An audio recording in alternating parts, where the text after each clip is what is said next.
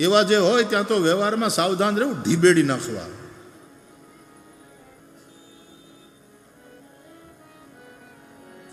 જે વારંવાર હુમલા કરવા આવતા હોય એને એને એને ક્ષમા હોય.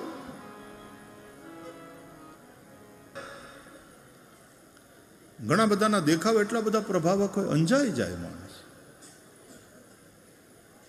અને સાધુ સંતોનું કામ આંજી નાખવાનું નથી, તમને ભીતરથી માંજી નાખવાનું છે.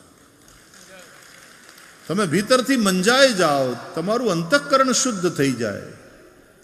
અને એટલા માટે સાચા સંતને ઘણીવાર ઓળખવો મુશ્કેલ બને.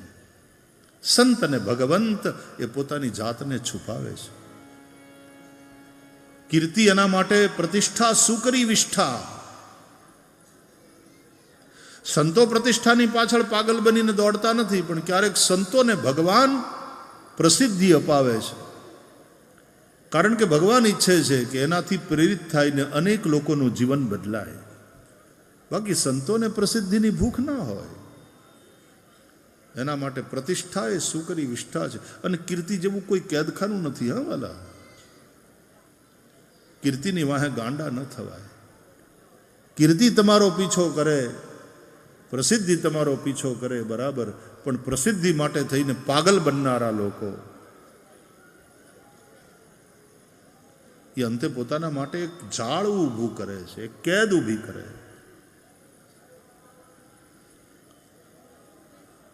અવિદ્યાનું બાહ્ય રૂપ બહુ સુંદર છે, રાક્ષસી. નંદજીના ઘરે પહોંચી યશોદા લાલાને ખોળામાં લઈને બેઠા હતા. વધાય હો યશોદા મૈયા, વધાય હો, તમારે ત્યાં લાલો થયો. યશોદાજીએ જોયું કોઈ બેન આવ્યા છે, હું ઓળખતી નથી, પણ આંગણે આવ્યું એ અતિથિ, મહેમાન. અતિથિની પૂજા કરવી જોઈએ.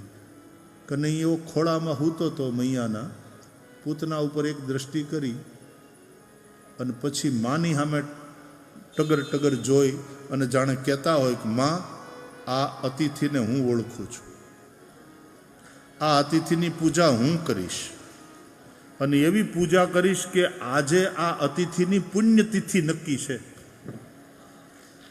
આજની તિથિ એ આ અતિથિની પુણ્યતિથિ પાકી. નોમ, દશમ, 11, 12, 13 ને 14, એટલે શ્રાવણ વદ 14 પૂતનાની પુણ્યતિથિ છે. તમારે મનાવવાનું મન હોય તો, અને મનાવી શકાય. કેમ વળી? પૂતના અવિદ્યા છે અને એની પુણ્યતિથિ મનાવવી હોય તો ગીતાનો પાઠ કરવાનો. કારણ કે ગીતા મેં પરમા વિદ્યા બ્રહ્મ રૂપા ન સંશયા. ભગવાન કહે છે ગીતા એ મારી પરમા વિદ્યા છે, બ્રહ્મ રૂપા છે. તે દિવસે ભગવદ્ ગીતાનો પાઠ કરીશું તો આપણી અવિદ્યારૂપ પૂતનાને પણ ભગવાન શ્રી કૃષ્ણ મારશે. બેન તમે બેસો, હું તમારું મોઢું મીઠું કરાવું. આમ કરીને યશોદા ઊભા થયા તો પૂતનાએ કહ્યું, માં જોઉં તમારો લાલો કેવો છે, જરા મારા ખોળામાં આપો, મારે રમાડવો છે. ભોળા યશોદા લાલાને પૂતનાના ખોળામાં, કે આ કોઈ હારા ઘરની વહુવારું લાગે છે. લાલો સોંપ્યો, ખોળામાં આપ્યો. યશોદા ગયા ઘરમાં, આનું મોઢું મીઠું કરાવો. હવે આવડિયા એના લાલાના મોઢામાં ઝેર આપવા આવી છે. અને યશોદાનું ભોળ પણ જુઓ કે એનું મોઢું મીઠું કરાવવા યશોદા ઊભા થયા. ભલો ભલાઈ પે લહી, લહી નીચાઈ નીચું. તુલસીદાસજી કહે છે ભલો પોતાની ભલાઈને છોડતો નથી. નીચ માણસ, એના ઉપર તમે ગમે એટલા ઉપકાર કરો પણ એની નીચતાનો ત્યાગ નહીં કરે. અને તેથી શુનિ ચૈવ સ્વપાકેચ પંડિતા સમદર્શિના. એ સમદર્શિના કયું છે, પણ સમવર્તીના નહીં. એવા જે હોય ત્યાં તો વ્યવહારમાં સાવધાન રહેવું, ઢીબેડી નાખવા. પંડિતા સમવર્તીના નહીં.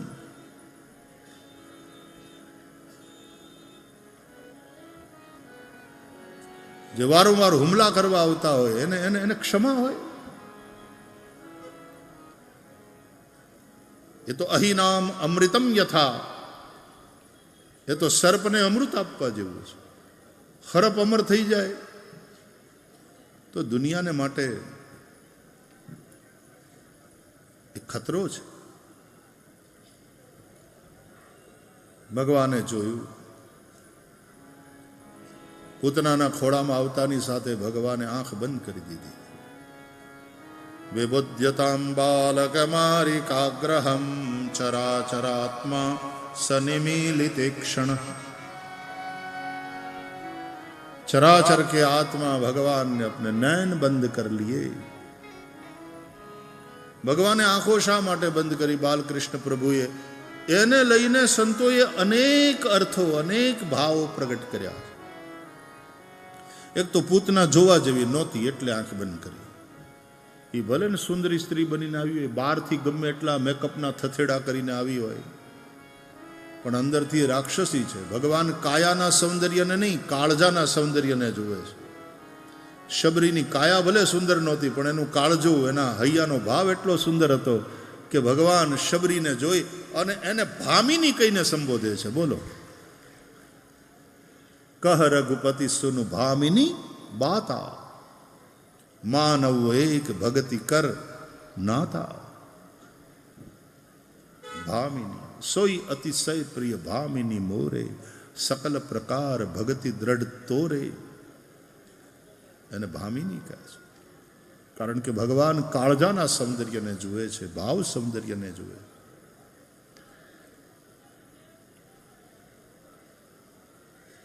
મોટા મોટા શોરૂમમાં, જ્વેલરીના શોરૂમમાં ઘૂસી જાય અને ઓલાને એમ થાય કે એટલું મોટું કસ્ટમર આજે આવ્યું છે, 2-2.5 કરોડનો માલ તો વેચાવાનો. સાચું, ઓલી આવી હોય ચોરી કરવા.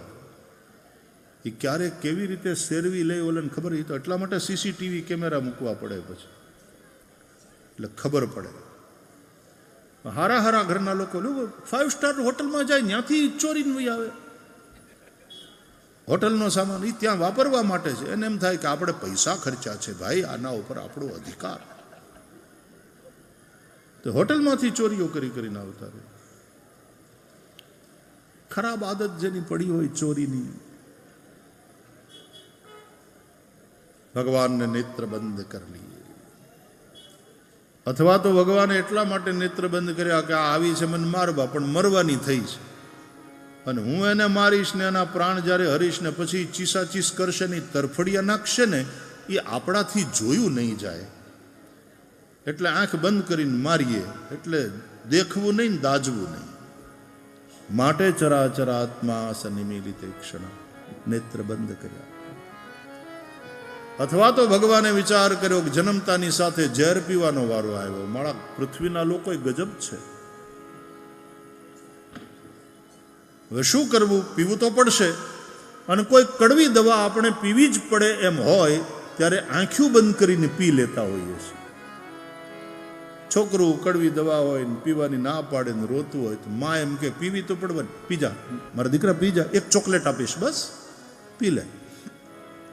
ચોકલેટની લાલચમાં વળી પાછો આમ મોઢે મૂકે, પણ એની કડવી વાસ અને વળી પાછો રડવા માંડ્યો, હું મારે નથી પીવી.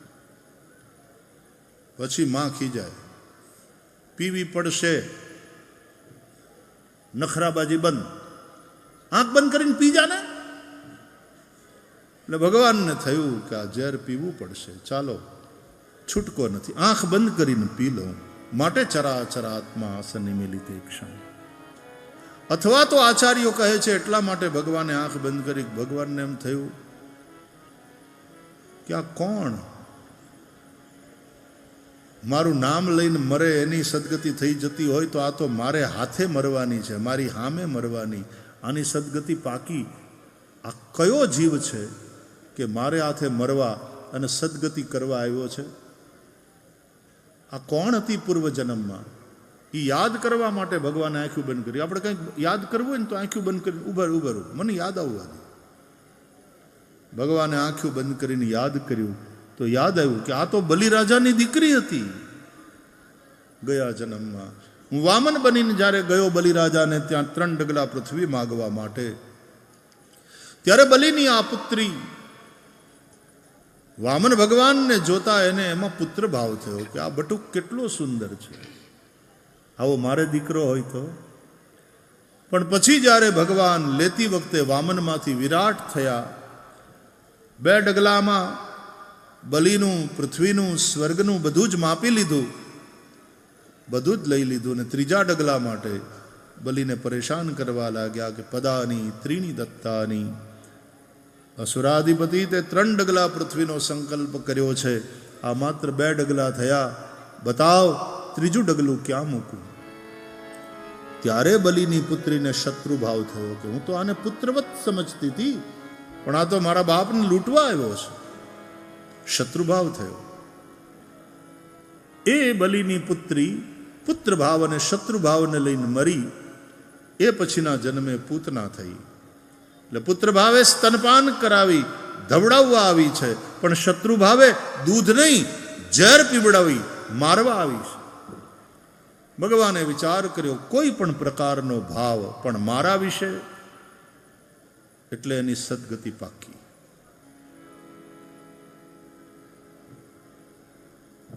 દ્વેષાત, ભયાત, કામાત, ક્રોધાત, કોઈ પણ પ્રકારના ભાવથી જ પણ જે ભગવાનને ભજે.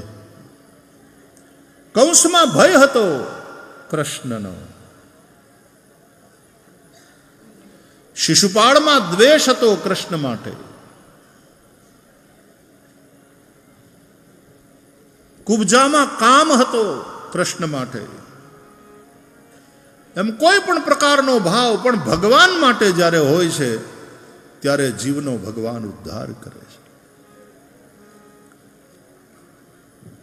ચરાચરાત્મા સનિમીલિતે ક્ષણ. ભગવાને નેત્ર બંધ કર્યા. આચાર્યોએ કહ્યું એટલા માટે નેત્ર બંધ કર્યા કે ભગવાનને યાદ આવ્યું કે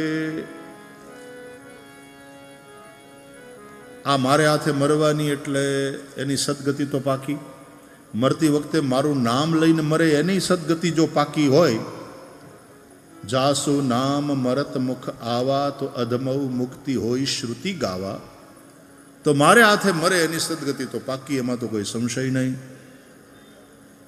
પણ જે મને ઝેર પાવા આવી છે ખોટી ખોટી માં બનીને, એને જો હું સદગતિ આપું તો જે મારી સાચી સાચી માં અને મને પ્રેમથી દૂધ પાય છે એ યશોદાને કઈ ગતિ આપીશ, એ વિચારવા માટે ભગવાને નેત્ર બંધ કર્યા, ચિંતનમાં ડૂબી ગયા.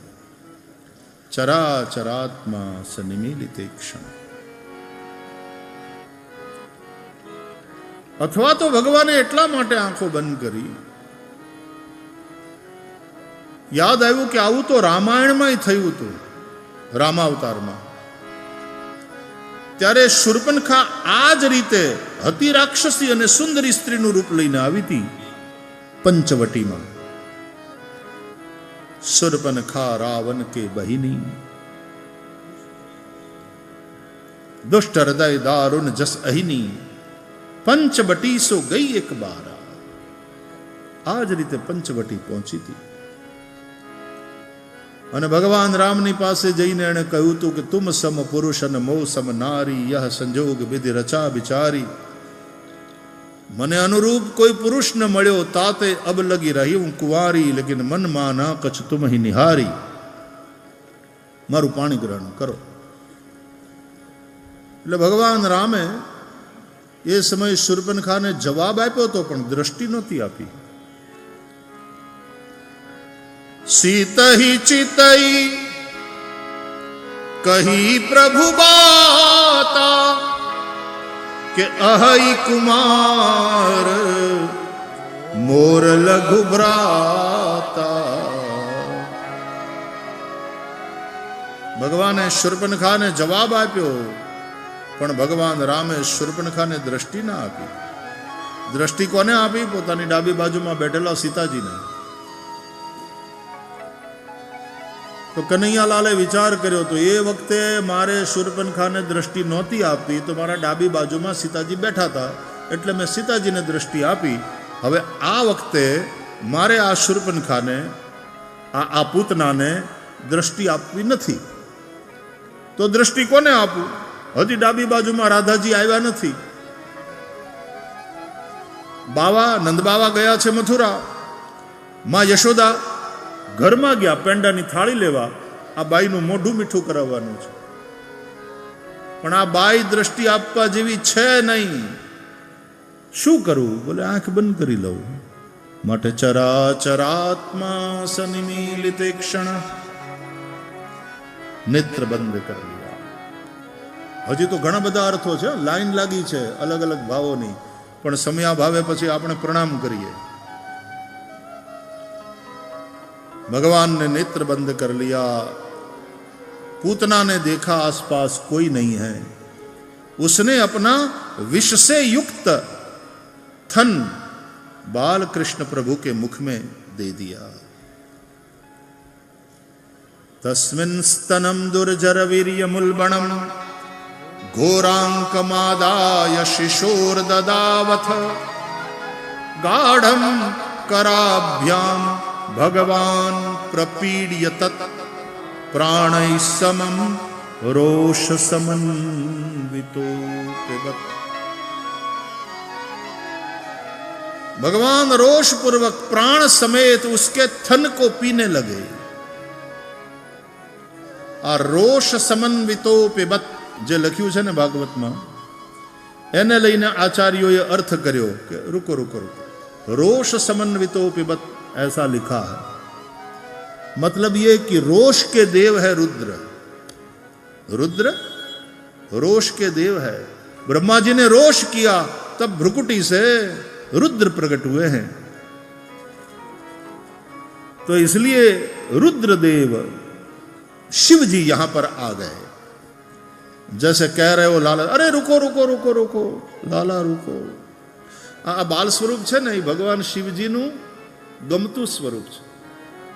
રામચરિતમાનસમાં કથા સંભળાવતા પહેલા મંગલાચરણ કરે છે ભગવાન શિવ, અને ત્યારે ભગવાનના બાલ સ્વરૂપને વંદન કરે છે. જૂઠે વો સત્ય જાહી બીનુ જાને, જૂઠે વો સત્ય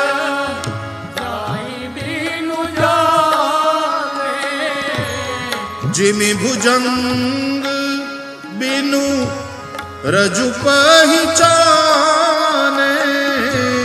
जिमि भुजंग बिनु रजु पहिचाने. जेहि जाने जग जाई हेराई. जेहि जाने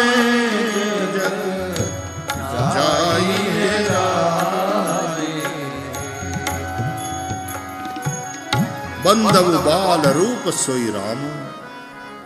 सब सिद्धि सुलभ जपत जिसु नाम. ए बालक राम ने हूं वंदन करूं છું, જેનું નામ જપતા બધી જ સિદ્ધિઓ સુલભ થઈ જાય. જૂઠે સત્ય જાહે બિनु જાને, जिमि भुजंग बिनु रजु पहिचाने. जेहि जाने जग जाई हेराई. હા,